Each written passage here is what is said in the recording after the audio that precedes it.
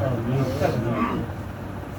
ونصلي على رسوله الكريم أما بعد فأعوذ بالله من الشيطان الرجيم بسم الله الرحمن الرحيم لئن شكرتم لأزيدنكم صدق الله العظيم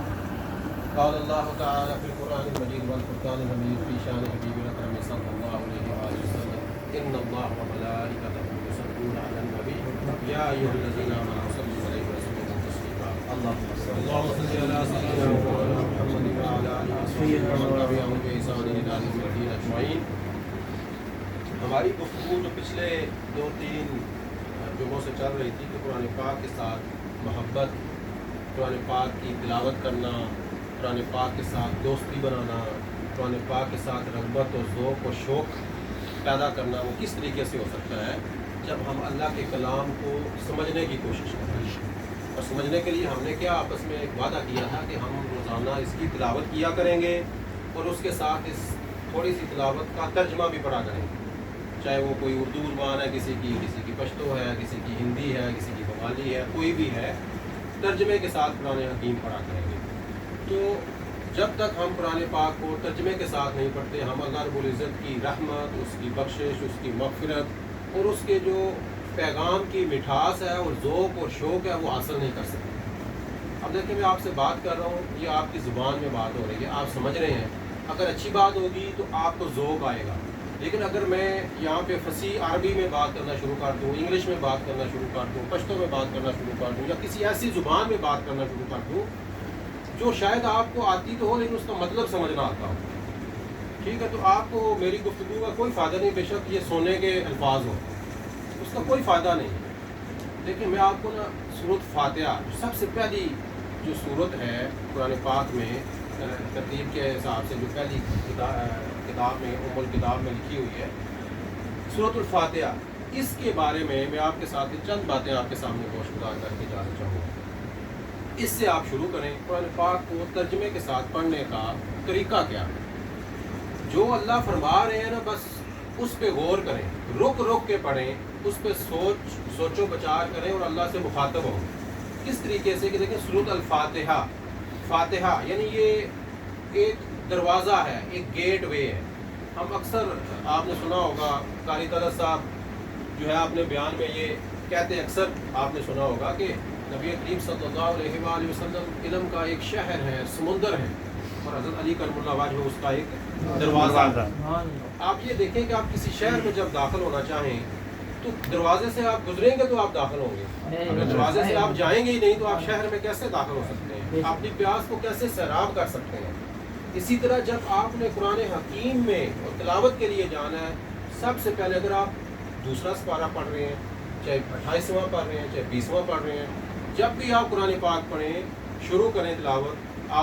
قرآن پاک پکڑا ہے، یہ ابھی میں نے اس کو کھولنا ہے، تو آپ نے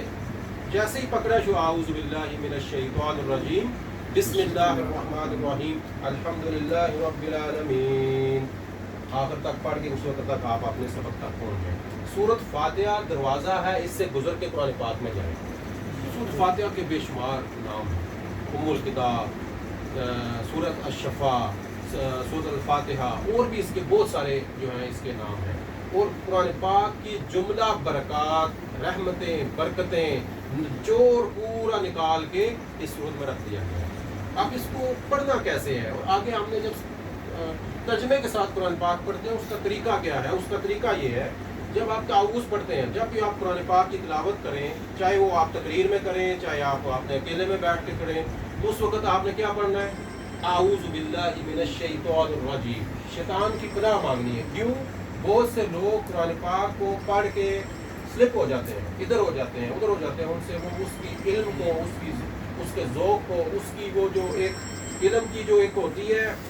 تپش، اس کو سنبھال نہیں سکتے، تو وہ اپنے ٹریک سے اتر جاتے ہیں. اس لیے جب بھی قرآن پاک کی تلاوت کریں اللہ کی پناہ میں اپنے آپ کو پیش کریں، شیطان کے شر سے اللہ کی پناہ میں. اس کو تعوذ کہتے ہیں، اعوذ باللہ من الشیطان الرجیم، کہ میں پناہ مانگتا ہوں اللہ تعالیٰ کے فضل میں آ جاتا ہوں شیطان کے شر سے، میں پناہ مانگتا ہوں. پھر آپ ساتھ ہی تسمیہ پڑھتے ہیں بسم اللہ الرحمن الرحیم، کہ میں شروع کرتا ہوں اللہ کے نام سے. الرحمن الرحیم یعنی بڑا ہی مہربان ہے، بہت ہی ہمیشہ رحم فرمانے والا ہے. اس جگہ پہ آپ اپنے گناہوں کو یاد کریں، اپنی غلطیوں کو یاد کریں کہ یا رب العالمین میں تو سب سے اگر اس کائنات میں کوئی گناہگار ہے،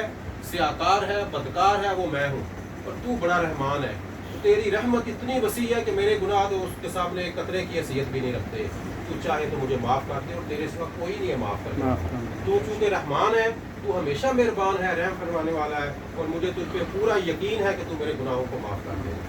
پھر آپ سود فاتحہ شروع کریں الحمدللہ رب العالمین۔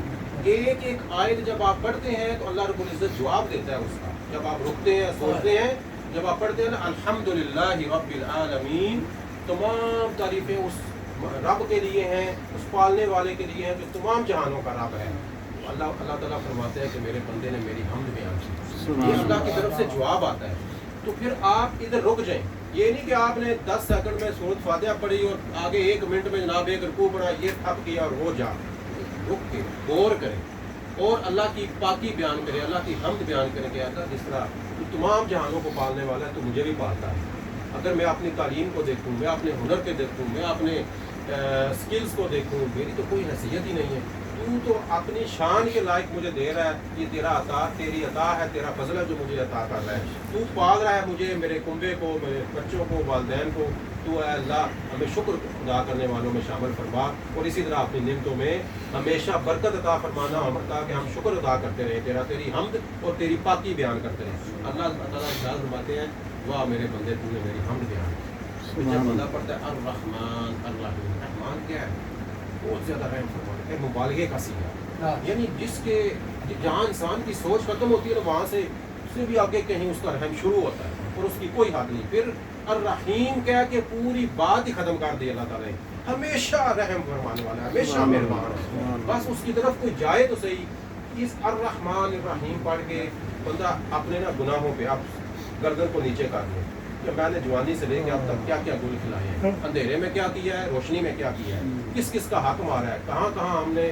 جو ہے وہ گناہ صغیرہ کیے ہیں، کبیرہ کیے ہیں، رو پڑے۔ اللہ کے حضور دعا کرے کہ یا اللہ تو جو رحمان ہے، ہمیشہ مہربان ہے، میرے گناہوں کو معاف فرما، تیری مہربانی ہے کہ تو نے مجھ پہ پردہ ڈالا ہوا ہے اور میری عزت بنائی ہے، ورنہ میں تو اگر لوگوں کو پتہ چل جائے یہ اس طرح کا ہے تو وہ کبھی مجھے دیکھے بھی نہ ملے بھی، مجھ جیسا کوئی بدکار ہی نہیں بنتا اس دنیا میں۔ اللہ کے حضور اپنے گناہوں کا اعتراف کریں اور اس سے کہیں تو رحمان کی شان والا ہے، رحیم کی شان والا ہے، تو مجھے بخش دے۔ اللہ فرماتا ہے اس نے میری پاکی بیان کی، اس نے میری تعریف کی ہے، تو اللہ تعالیٰ مخاطب ہوتا ہے۔ پھر جب آپ کہتے ہیں ایاک نعبد و ایاک مالک یوم الدین، کہ روز جزا کا مالک ہے، تو اللہ تعالیٰ فرماتے ہیں اس نے میری بزرگی بیان کی۔ پھر جب آپ فرماتے ہیں کہ ایاک نعبد و ایاک نستعین آگے پڑھتے ہیں تو یہ اس میں اللہ کی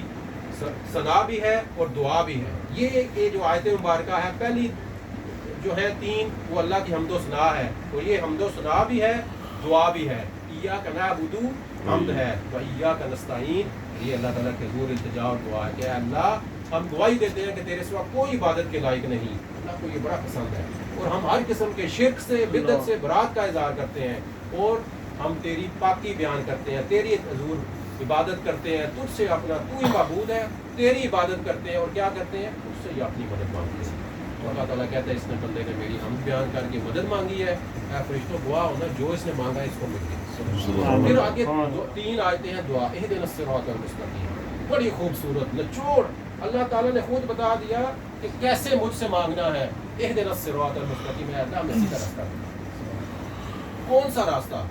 صراط الذین انعمت علیہم، کہ ان لوگوں کا راستہ جن پر تیرا انعام ہوا، جو تیرے انعام یافتہ ہیں، جو انبیاء ہیں، جو رسول ہیں، جو صدیق ہیں، جو شہداء ہیں، جو اولیاء ہیں، اللہ کے بزرگ ہیں۔ اس وقت اگر آپ نے کسی بزرگ کو دیکھنا ہو تو اس کی نشانی کیا ہے؟ کیسے پتہ چلے گا کہ یہ بزرگ پہنچے ہوئے ہیں، یہ بزرگ پہنچے ہوئے ہیں، یہ بندہ سچا پیر ہے؟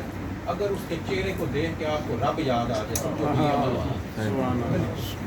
اور اللہ تعالیٰ فرما رہا ہے اپنے بندے کو کہ میرے بندے اس طرح مجھ سے مانگنا ہے، اہدنا الصراط المستقیم صراط الذین انعمت علیہم، کہ ہمیں ان بندوں کے راستے پہ چلا جن پر تیرا انعام ہوا،